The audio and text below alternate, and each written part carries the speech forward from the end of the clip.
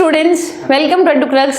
I am Ritika and आज की class में हम ऑर्गेनिजम्स एंड पॉपुलेशंस वाला जो चैप्टर है उसका एक माइंड मैप करेंगे। क्या करेंगे? उसका हम एक माइंड मैप बनाया है हम लोगों ने आप लोगों के लिए। वो माइंड मैप अभी मैं आपको दिखाती हूँ और उससे हम पूरे चैप्टर को बहुत इजी तरीके से रिवाइज कर लेंगे। ठीक है, इसी तरीके के माइंड मैप्स आपको बनाने हैं। इसी तरीके के फ्लो चार्ट जो हैं आपको जब पढ़ रहे हो आप फटाफट से फ्लो चार्ट्स बना लिया करो।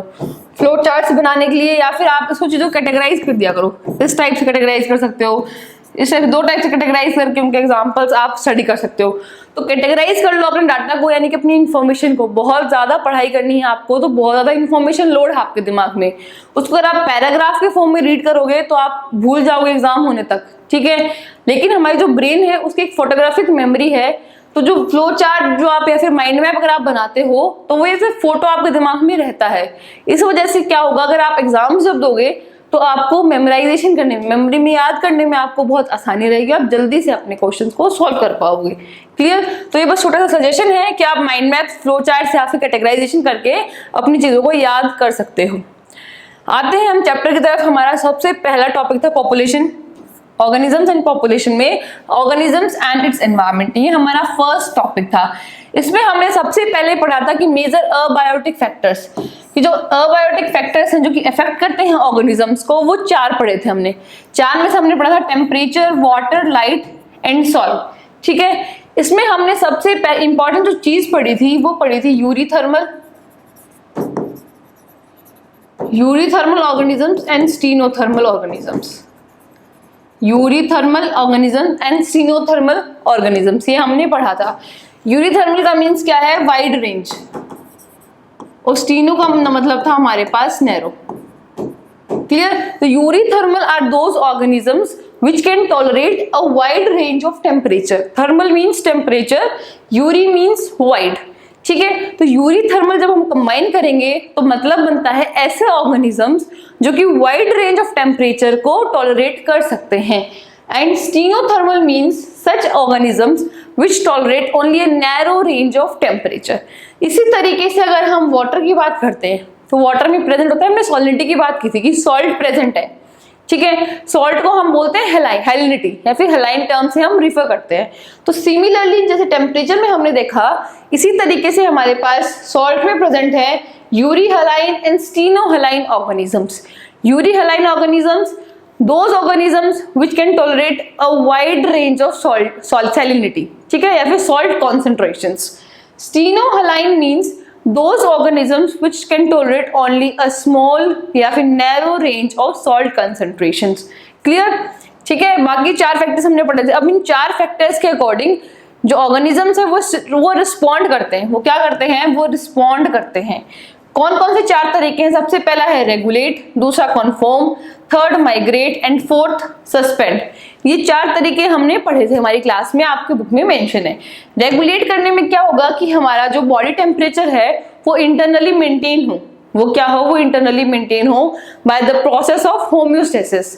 ठीक है, इसमें हमें कुछ ऐसे ऑर्गेनिजम्स देखने को मिलेंगे जो कि अपने आप के इंटरनल टेम्परेचर को मेंटेन करते हैं।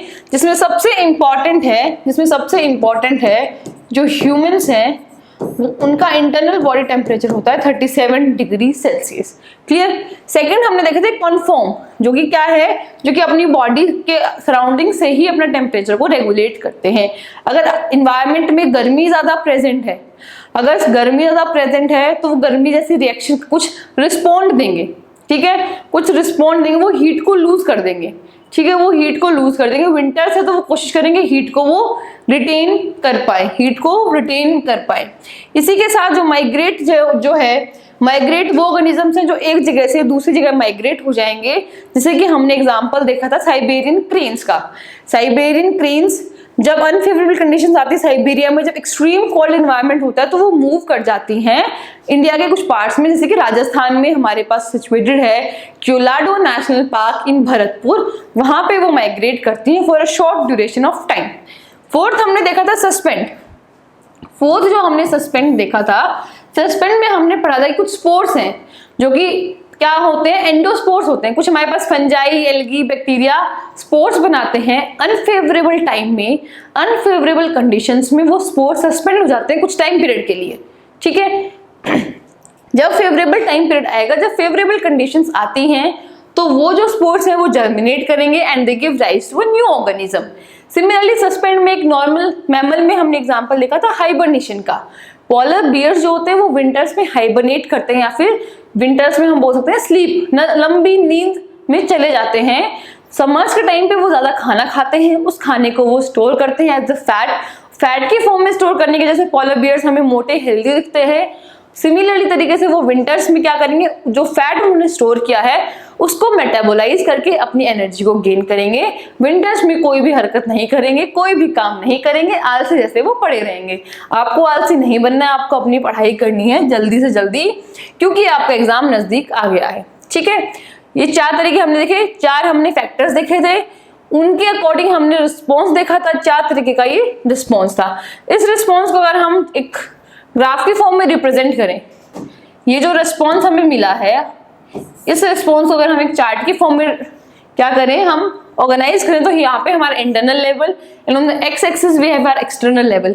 कन्फॉर्मर्स हमें दिखेंगे कि इंटरनल लेवल जो है वो चेंज होता है एक्सटर्नल लेवल पे। स्ट्रेट लाइन ग्राफ, स्लोप जो हमें दिखता है, ये जो स्लोप हमें दिखा है, स्लोप जो है स्ट्रेट स्लोप है, वो हमें कब दिखेगा कि इंटरनल टेम्परेचर चेंज होता है अकॉर्डिंग टू एक्सटर्नल टेम्परेचर, या फिर एक्सटर्नल एनवायरनमेंट के अकॉर्डिंग इंटरनल एनवायरनमेंट चेंज हो रहा है continuously, that is shown by conformers.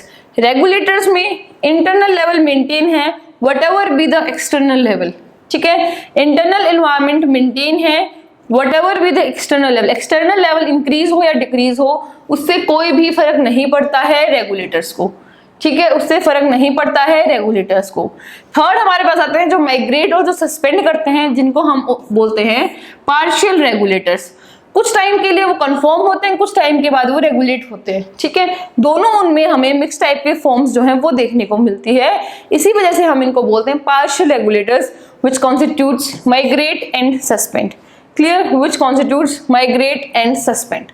उसके बाद हमने हमारी क्लास में डिस्कस किया था अडप्टेशंस।